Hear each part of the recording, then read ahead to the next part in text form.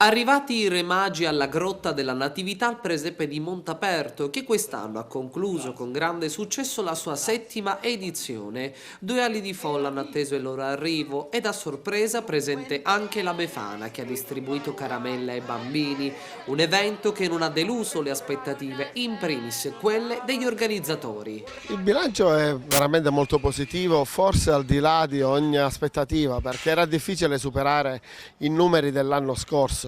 Ma quest'anno veramente abbiamo avuto un esploit di visitatori che sono venuti principalmente da fuori provincia. Siamo veramente molto soddisfatti perché riteniamo di aver raggiunto degli obiettivi importanti, perché se delle comitive che vengono da fuori aspettando il presepe vanno a vedere prima la Valle dei Templi in attesa di visitare il presepe, magari anche il centro storico e le altre zone vicine di turismo, penso che dal punto di vista della politica di turismo abbiamo raggiunto un obiettivo veramente importante, che era quello che volevamo fare quando siamo partiti 7 anni fa. Presente anche il presidente del Consiglio Comunale di Agrigento, Carmelo Settembrino, che da Montapertese ha sentito in maniera più intima questa manifestazione. È stata una bellissima edizione. Questa è la 7ª, penso che ha superato tutte le altre perché ci sono state tantissime novità e la gente l'ha apprezzata, si vede la gente che si accalca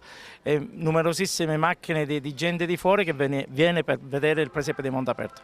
Una bellissima iniziativa fatta dal dottor Amato che deve andare avanti e il presepe, ricordo che è il presepe di Agrigento a Montaperto. Un presepe, quello di Montaperto, caratterizzato dai cortili artistici, ovvero dei luoghi dove attori, cantanti e musicisti danno vita a rappresentazioni estemporanee, donando al presepe un'atmosfera magica. Ma per me è una grande responsabilità, perché finora non mi sono mai occupata, prima di questo presepe, di dirigere artisticamente i cortili, però lo faccio con lo spirito di mio padre, quindi con grinta. Cerchiamo sempre di apportare delle modifiche dal punto di vista artistico e di dare qualcosa in più rispetto agli altri presepi. Quest'anno è stato coinvolto il piccolo teatro pirandelliano, che finalmente dopo 6 anni di chiusura c'è stata la rifondazione. Io sono il presidente del piccolo, il direttore artistico è Francesco Naccari, però c'è una squadra che ha voglia di ricominciare e siamo partiti da qui.